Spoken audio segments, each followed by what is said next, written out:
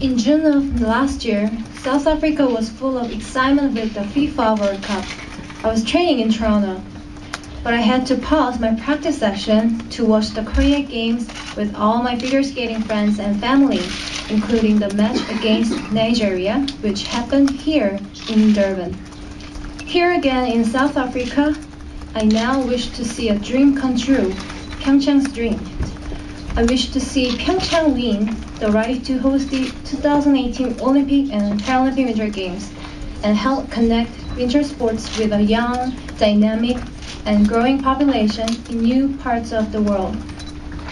10 years ago, when Pyeongchang's dream for the Winter Games was just beginning, I was a little girl skating at an ice rink in Seoul in pursuit of my own Olympic dream. Watching the Winter Games as a child gave me the motivation to work hard every day.